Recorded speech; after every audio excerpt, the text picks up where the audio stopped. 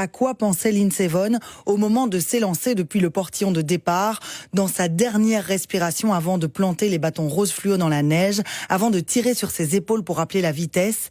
Peut-être s'est-elle dit que l'élastique de l'attelle serrait un peu son genou. Et puis, par quel souvenir a-t-elle été traversée pendant ces 13 secondes? Son incroyable carrière, la médaille d'or à Vancouver?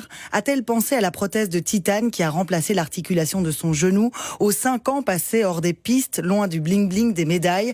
A-t-elle profité de ce dernier élan vers l'exploit, vers la prouesse, vers la légende? À 41 ans, une dernière médaille olympique. L'annonce de son retour en couverture du Time Magazine il y a 3 mois, le storytelling en or, le comeback en titane de la Reine des Neiges, et puis il y a eu l'incident la semaine dernière, le ligament qui flanche, mais tant pis, la machine a été lancée, le corps est là, les muscles sont forts, alors les premiers instants glissent. À 4 secondes, Lindsey Vonn est en position. À 8, elle a passé le premier virage. À 10, elle se replace. À 12, elle vire droit vers la seconde porte orange. Et soudain, tout son corps pivote, un nuage de neige enveloppe sa silhouette pendant l'impact. À 19 secondes, la combinaison bleue de Lindsey Vonn est immobile dans la pente blanche. Son casque argenté se relève. Le zoom de la caméra montre la douleur sur son visage. C'est exactement l'histoire dont personne ne voulait. Le récit brusquement interrompu par la chute.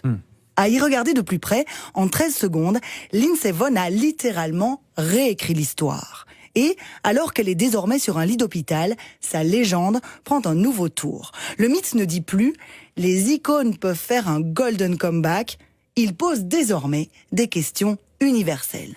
Faut-il chasser la performance et l'adrénaline? Dans un monde qui va trop vite, faut-il forcément s'engouffrer au risque d'exploser? Comment accepter de ralentir alors que toute la machine nous incite à nous lancer plus vite?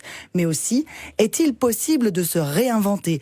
Comment changer de cap quand on a tellement aimé ce qu'on était? Alors très loin de moi l'idée de juger le choix personnel de Lindsey Vonn de retenter le coup, il lui appartient évidemment totalement. Mon propos tient à l'histoire telle que nous la percevons.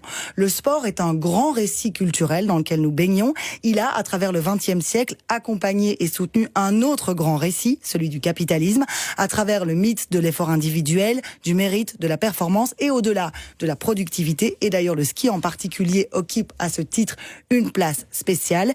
Dans cette perspective-là, peut-être plus que tout, plus encore qu'une dernière médaille d'or, la chute de Lindsey Vonn fait d'elle une véritable icône de notre époque.